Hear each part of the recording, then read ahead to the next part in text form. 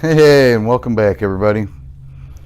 Today we're going to try and answer a question that we got out of the old email bag. Being that nobody sends letters anymore, so you can't really say mailbag, so we're going to have to go with email bag.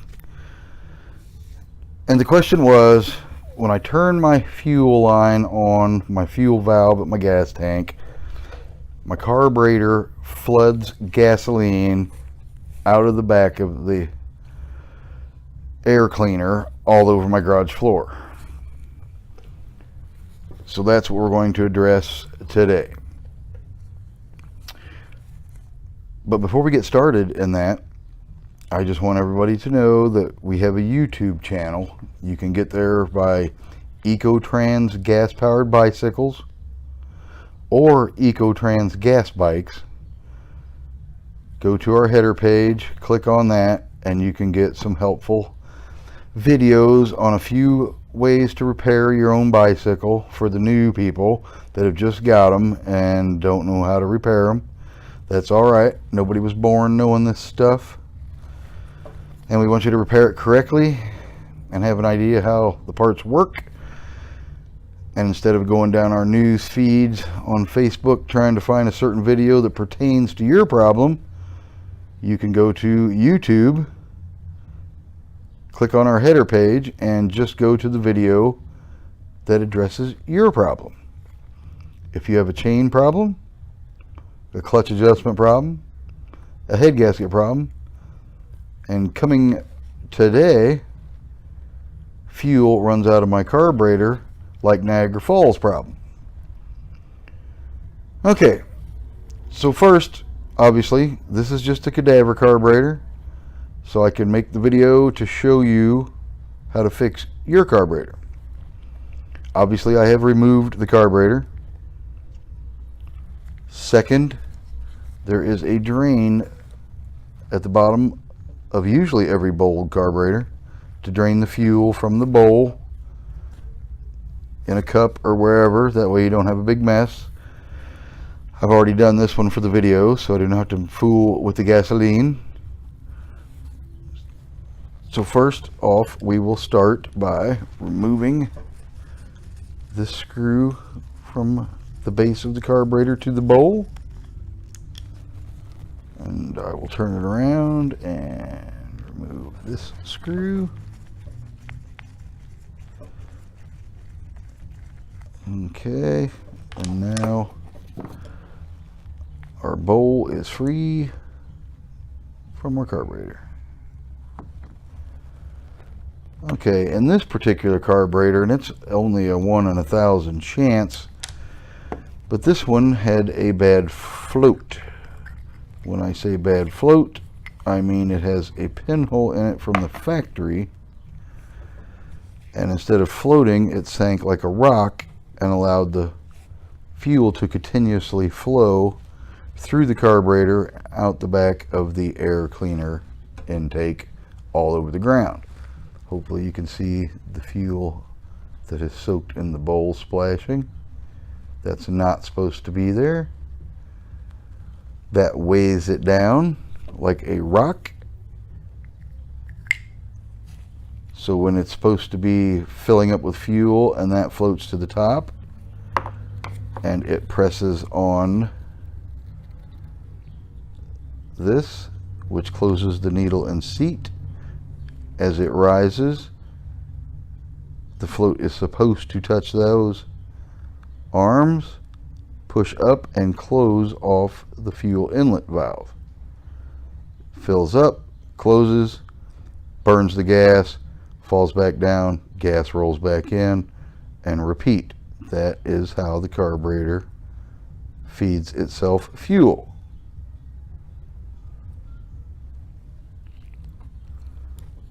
So obviously this one was not doing it, being that float is full of fuel and it is sunk at the bottom like a stone. And like I said, this is a cadaver carburetor, so I'm not going to put a new float in it, but if that is the case with yours, you will definitely need a new float. Cannot use that one anymore. A second tidbit that I have discovered throughout the years of factory carburetors is the jet is sometimes loose. And when I say loose, it will run loose. You'll ride it a few times, and the next thing you know, the engine dies, and all of a sudden fuel is pouring out of, once again, your air cleaner intake, because it has no way to shut off anymore, or that's weighting down the bowl or the float, much like it being filled up. Either way, it's keeping it down, gas is flowing through it.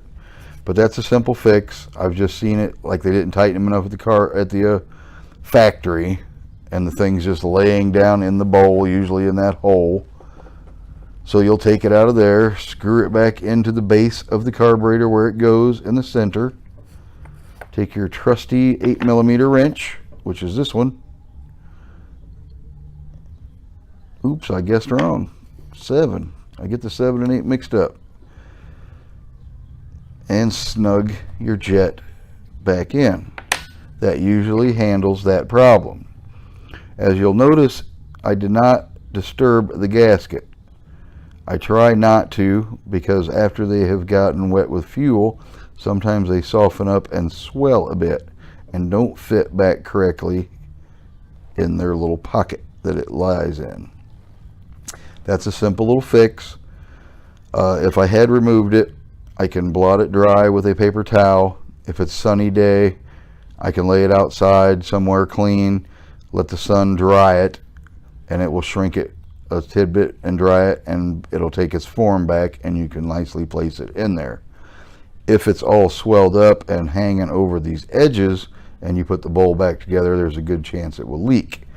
So you have to have a little patience on the gasket drying out, so you do not have a leak. That's what we're trying to fix. No leaks. We don't want any leaks. Alrighty, so anyway, my gasket is still in pretty good shape there and in its correct location. So I am going to just take, and yes, once again, I know I'm putting a bad float back together, but this is just a demo carburetor, a cadaver, if you will. So I will put that back together. Replace my screws.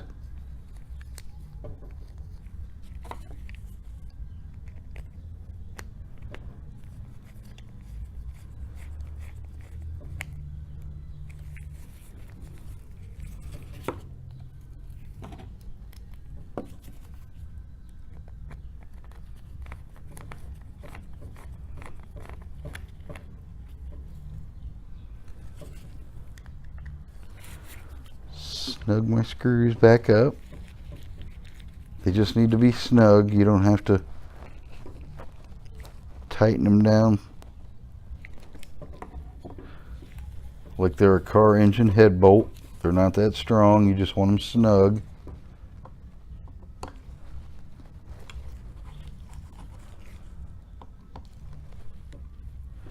And if either of those problems were your problem, it is ready to install, and you should be in good shape to go riding again. It should function like it's supposed to.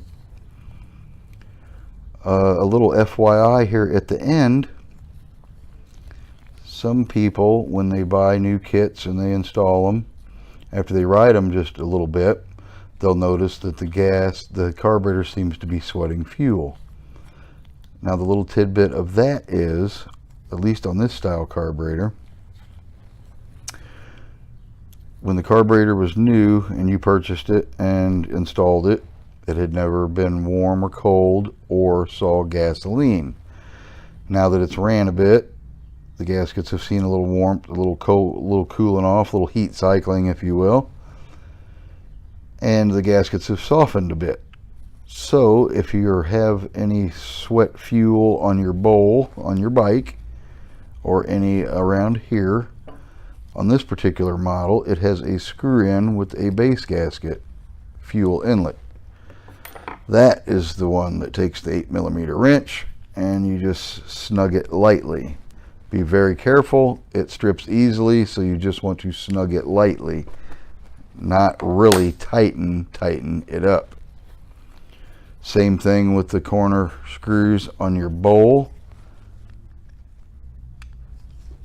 snug those up and make sure that one's snug.